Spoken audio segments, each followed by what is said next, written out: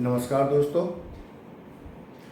सहायक सचिव उत्तर प्रदेश राज्य विश्वविद्यालय परीक्षा 2024 के प्रश्न पत्र समान अध्ययन के अंतर्गत आज हम संविधान के प्रस्तावना यानी कि उद्देशिका के बारे में बात करेंगे, जिसे प्रीएम्बल ऑफ द कॉन्स्टिट्यूशन कहते हैं। प्रीएम्बल जो हमारा प्रस्तावना है, ये संविधान का प्रस्तावना है और सुप्रीम कोर्ट के जजेज का ये मानना रहा है कि जिस व्यक्ति ने भारत के संविधान के प्रस्तावना को समझ लिया तो वह संविधान को अच्छी तरह से समझ सकता है। पहले तो मैं आपको सामने जो लिखा हुआ है प्रीएम्बल ऑफ द कॉन्स्टिट्यूशन, इसको एक बार पढ़ लेना चाहिए। हम भारत के लोग भारत को एक संपूर्ण प्रभुत्व संपन्न समाजवादी पंथ निरपेक्ष लोकतंत्रात्मक गणराज्य बनाने के लिए तथा उसके समस्त नागरिकों को सामाजिक आर्थिक राजनीतिक न्याय, विचार अभिव्यक्ति, विश्वास, धर्म और उपासना की स्वतंत्रता, प्रतिष्ठा और अवसर की समता प्राप्त कराने के लिए तथा उन सब में व्यक्ति की गरिमा, राष्ट्र की एकता और अखंडता सुनिश्चित करने वाली बंधुता बढ़ाने के लिए दृढ़ संकल्प होकर अपनी संविधान सभा में आज तारीख 26 नवंबर 1949 ईस्वी मित मार्ग शीर्ष शुक्ल सप्तमी संवत 2006 विक्रमी को इतर द्वारा इस संविधान को अंगीकृत, अधिनियमित और आत्मार्पित करते हैं। यह हमारे संविधान की उद्देशिका प्रस्तावना है। उच्चतम न्यायालय ने उद्देशिका को संविधान निर्माताओं के विचारों को जानने की कुंजी कहा था। ये मानना था कि जब भी न्यायालय को किसी भी मामले में निर्णय लेने में समस्या आए तो एक बार संविधान के प्रस्तावना उद्देशिका को जरूर पढ़ लेना चाहिए, जो कि संविधान निर्माताओं के मन में क्या चल रहा था संविधान बनाते समय, वह इस प्रस्तावना से स्पष्ट हो जाएगा। इस प्रस्तावना के संबंध में बेरूबारी यूनियन मामले में एक केस है, बेरूबारी यूनियन। ये सुप्रीम कोर्ट में ये मामला आया था। इसमें सुप्रीम कोर्ट ने ये कहा था कि उद्देशिका संविधान का अंग नहीं है।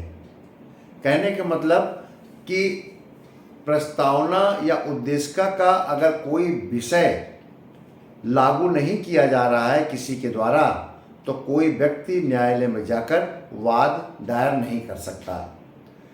उद्देशिका को आधार बनाकर कोई भी वाद दायर नहीं किया जाएगा। इसीलिए कहा गया था कि उद्देशिका संविधान का अंग नहीं है। वैसे भी कहा गया है कि उद्देशिका न्याय योग्य नहीं है। आप उद्देशिका के किसी विषय को लेकर आप न्यायालय में नहीं जा सकते हैं। केशवानंद भारती जो 1973 में केस आया था, केशवानंद भारती बनाम केरल राज्य, इसमें बेरूबारी के मामले को उलट दिया गया था और ये कहा गया था कि उद्देशिका संविधान का एक भाग है। बेरूबारी में कहा गया कि उद्देशिका संविधान का भाग नहीं है, जबकि केशवानंद भारती बनाम केरल राज्य में कहा गया कि उद्देशिका संविधान का ही एक भाग है।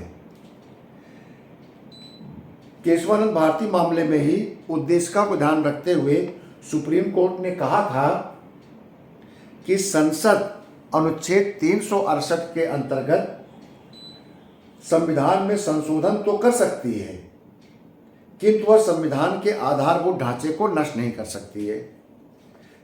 इसी मामले में उद्देशिका को ध्यान में रखते हुए ही कहा गया था। कहने का आशय यह है कि उद्देशिका के किसी भी शब्द को पार्लियामेंट घटा भी सकती है, बढ़ा भी सकती है। संशोधन करके कोई भी शब्द नया जोड़ सकती है, किसी शब्द को हटा भी सकती है, लेकिन वह संविधान के अंतर्गत रिव्यू कर सकता है सुप्रीम कोर्ट, जो उसके पास जुडिशियल रिव्यू की पावर है। उस जुडिशियल रिव्यू करने की शक्ति सुप्रीम कोर्ट के पास है, क्योंकि इसीलिए कहा कि आधारभूत ढांचे को कोई भी नष्ट नहीं कर सकता। यानी कि यदि पार्लियामेंट कोई कानून बनाकर कोई ऐसा काम करती है जिससे कि आधारभूत ढांचा चरमराता है या टूटता है, तो सुप्रीम कोर्ट ऐसे मामले पर संज्ञान लेगी। आधारभूत ढांचा क्या है, ये सुप्रीम कोर्ट ने अपने तमाम न्याय देते समय ये कहा है कि जब वाद प्रस्तुत किया जाएगा हमारे समक्ष, उसी समय हम ये बताएंगे कि भारतीय संविधान का कौन सा भाग, कौन सा अनुच्छेद आधारभूत ढांचा है या नहीं। अब आता है कि इस आधारभूत ये भारतीय जो संविधान की प्रस्तावना उद्देश्य का है, इसमें जो महत्वपूर्ण शब्दों का क्या मतलब है, तो देखिए, प्रभुत्व संपन्न, समाजवादी, पंथ निरपेक्ष, लोकतंत्रात्मक, गणराज्य, न्याय, स्वतंत्रता, समता और भ्रातृत्व, ये 9 शब्दों को इसमें जोड़ा गया है। 10वां शब्द आप जोड़ सकते हैं, हम भारत के लोग। जैसे कि हमारे प्रस्तावना में लिखा हुआ है, हम भारत के लोग। हम भारत के लोग का मतलब ये है कि ये संविधान भारत की जनता को ही समर्पित है। ये भारत की जनता के लिए ही है। ये भारत की जनता को ही कहा गया है कि भारत की जनता भारत की जनता ही भारत को एक संपूर्ण प्रभुत्व संपन्न, समाजवादी, पंथ निरपेक्ष, लोकतंत्र, गणराज्य बना रही है। अब ये शब्द जो आए हैं, प्रभुत्व संपन्न, समाजवादी, पंथ निरपेक्ष, लोकतांत्रिक, इसका अर्थ और इसको समझना भी जरूरी है। प्रभुत्व संपन्न को हम सॉवरेन कहते हैं। सॉवरेन का आशय यह है कि भारत पर किसी का नियंत्रण नहीं है, भारत पर किसी भी बाहरी शक्ति का नियंत्रण नहीं है, भारत आंतरिक या बाहरी दृष्टि से स्वतंत्र है और समस्त शक्तियां भारत की जनता में निहित हैं। ये प्रभुत्व संपन्न सॉवरेन का आशय है कि भारत देश पर किसी विदेशी ताकत का, शक्ति का कोई नियंत्रण नहीं है, किसी विदेशी ताकत का इस पर अधिकार नहीं चलता है, आदेश नहीं चलता है, और पूरी शक्तियां भारत की जनता पर निहित हैं। समाजवादी शब्द को हम 42वें संविधान संशोधन द्वारा जोड़ा गया था। प्रीएम्बल में समाजवादी शब्द को 1976 में 42वां संविधान संशोधन किया गया था, उसी समय समाजवादी शब्द को जोड़ा गया था और इसको हमने समाजवादी लोकतंत्रात्मक कहा है, जिसमें समाजवाद का मतलब है कि सरकार एवं निजी क्षेत्र दोनों समान रूप से काम करेंगे। एक समाजवाद तो ऐसा होता है कि जिसमें कोई भी संपत्ति निजी क्षेत्र में नहीं रहेगी, देश की सारी संपत्ति को नेशनलाइज कर दिया जाएगा, राष्ट्रीयकरण कर दिया जाएगा, वो सरकार के अधीन होगी। लेकिन भारत का समाजवाद मिक्स्ड इकोनॉमी का द्योतक है, मिश्रित अर्थव्यवस्था का,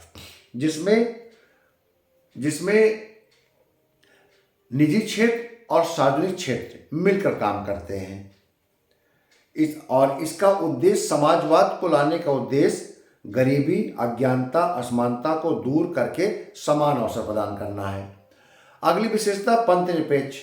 जैसे कि भारतीय संविधान की विशेषताओं में हमने इसके पहले वाले वीडियो में बताया था कि पंथ निरपेक्ष भी एक विशेषता है हमारे प्रीएम्बल का। इसको भी 42वें संविधान संशोधन द्वारा 1976 में जोड़ा गया था। पंथ निरपेक्ष का आशय है कि हमारे देश में सबको किसी भी धर्म को अपनाने का, मानने का, पूजा पाठ करने का, उपासना करने का अधिकार है और इसको हमने मौलिक अधिकार के अनुच्छेद 25 से 28 में भी धर्म की उपासना की स्वतंत्रता में जोड़ा है, right to freedom of religion. तो पंथ निरपेक्ष का आशय है कि राष्ट्र का अपना कोई एक धर्म नहीं होगा, राष्ट्र सरकार सभी धर्मों को समान रूप से प्रश्रय देगी और भारत के नागरिक किसी भी धर्म को अपना सकते हैं, उपासना कर सकते हैं, उस पर किसी प्रकार की रोक नहीं होगी। अगला विशेषता है लोकतांत्रिक। लोकतंत्रात्मक सरकार का आशय है कि ऐसी सरकार जो जनता की हो, जनता के लिए हो और जनता के द्वारा स्थापित की जाती है, उसे लोकतंत्र कहते हैं।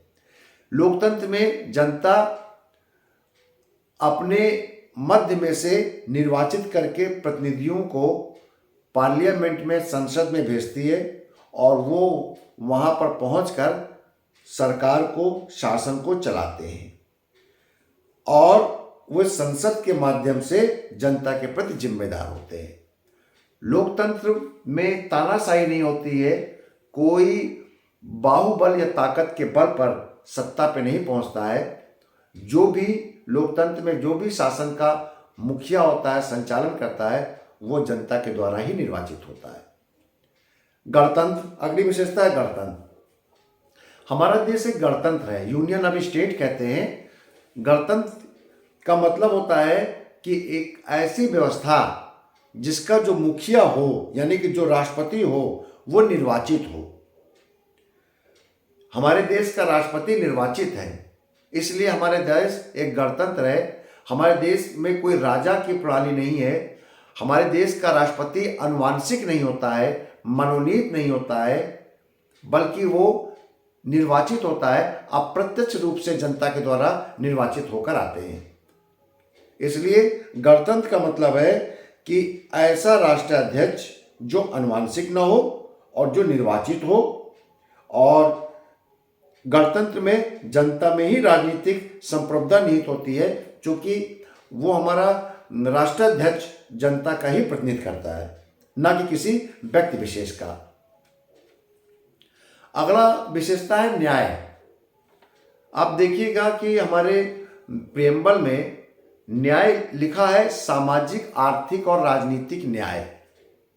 तो सामाजिक, आर्थिक, राजनीतिक न्याय का आशय है कि सामाजिक न्याय में यह है कि सबके साथ समान व्यवहार होना चाहिए।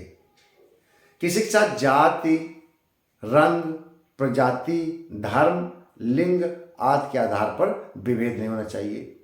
इसको हमने भारतीय संविधान के आर्टिकल 15 में मौलिक अधिकारों में कहा गया है। दूसरा, आर्थिक न्याय होना चाहिए, यानी कि धन के आधार पर विभेद नहीं होना चाहिए। राजनीतिक न्याय, अपनी आवाज राजनीतिक व्यवस्था तक पहुंचाने का सबको हक हो, यानी कि कोई भी व्यक्ति यदि वो निर्वाचन के लिए योग्य है तो वह किसी भी पद के लिए निर्वाचित हो सकता है। किसी भी योग्यता, शिक्षा के आधार पर कोई भी अवरोध नहीं पैदा किया जा सकता, यानी कि हमारे यहाँ पर राजनीतिक न्याय भी प्राप्त हो आसानी से, ये व्यवस्था की गई है। अगली विशेषता है स्वतंत्रता। स्वतंत्रता के लिए देखिए लिखा है, विचार, अभिव्यक्ति,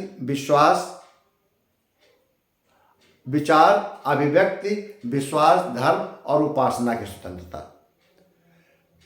मतलब कि हमको अपनी बात कहने का, अपने विश्वास को, अपने धर्म को मानने का, कोई भी किसी भी ईश्वर की, अल्लाह की उपासना करने की हमारे देश में स्वतंत्रता दी गई है। अगला है समता। समता का आशय यह है कि हमारे यहाँ पर सभी लोग विधि के समक्ष समान हैं, किसी के साथ पक्षपात नहीं किया जाता है, छुआछूत पर रोक है, रोजगार में समान अवसर है। इस प्रकार से हमारे यहाँ पर समानता दी जाती है। एक तो न्याय की समानता, पक्षपात पर रोक है, छुआछूत पर रोक है, उपाधियों का अंत है और रोजगार को समान रूप से सबके लिए रोजगार के स्रोत खुले हुए हैं। अगली विशेषता भ्रातृत्व, फ्रेटर्निटी। फ्रेटर्निटी को हमने एक लाइन है नीचे हमारे प्रेम्बल में, एकता और अखंडता सुनिश्चित करने वाली बंधुता। अखंडता शब्द को 42वें संविधान संशोधन द्वारा 1976 में जोड़ा गया है। तो आप स्पष्ट समझ लें कि 1976 में 42वें संविधान संशोधन द्वारा हमारे प्रियम्बल में 3 शब्दों को जोड़ा गया है, समाजवादी, पंथ निरपेक्ष और अखंडता। अखंडता राष्ट्र की एकता और अखंडता व्यक्ति की गरिमा को ध्यान में रखते हुए कहा गया है कि जब भ्रातृत्व भाव होता है, भाईचारा होता है, तो एकता के साथ भारत की जनता रहती है। सभी लोग मिलकर अखंड भारत के रूप में अपने जीवन को जीते हैं और मूल कर्तव्य की भावना को भ्रातृत्व के रूप में अंगीकृत करते हैं। ये माना जाता है कि भारत के जो नागरिक हैं आपस में सौहार्द और भाईचारे की भावना से रहेंगे। तो भारत के संविधान का जो प्रस्तावना है ये हमारे माननीय न्यायविदों के लिए मार्गदर्शन का काम करता है कि जब वो किसी भी पेचीदे मामलों में फंसते हैं तो भारत के प्रस्तावना और उद्देशिका को पढ़कर संविधान बनाने वाले विद्वान जनों के मंशा को समझ जाते हैं कि ये संविधान किस उद्देश्य से बनाया गया है, उसको ध्यान रखते हुए अपने न्याय निर्णय में इन तत्वों को समाहित करते हैं। तो इस प्रकार आज हमने आपसे संविधान के प्रस्तावना प्रियम्बल पर डिस्कशन किया। ये किसी भी परीक्षा में, यूपीपीसीएस के मेंस परीक्षा में या ऐसे वर्णनात्मक और लिखित परीक्षाएं जहां पर होती हैं, उसमें ये प्रश्न पूछा जाता है कि भारत के संविधान के प्रस्तावना को लिखिए और उसकी विशेषताओं की व्याख्या कीजिए। तो ये AR assistant registrar Uttar Pradesh राज्य विश्वविद्यालय परीक्षा 2024 के लिए ये महत्वपूर्ण टॉपिक है। इसको आप अच्छे से समझ लीजिए और ताकि अगर आपको ये याद रहेगा और ये प्रश्न आ जाता है 20 नंबर में, 20 अंकों में, तो आपको पूरे अंक मिलने की संभावना रहेगी। अगले वीडियो में किसी नए टॉपिक के साथ फिर आपसे मिलेंगे। तब तक के लिए धन्यवाद।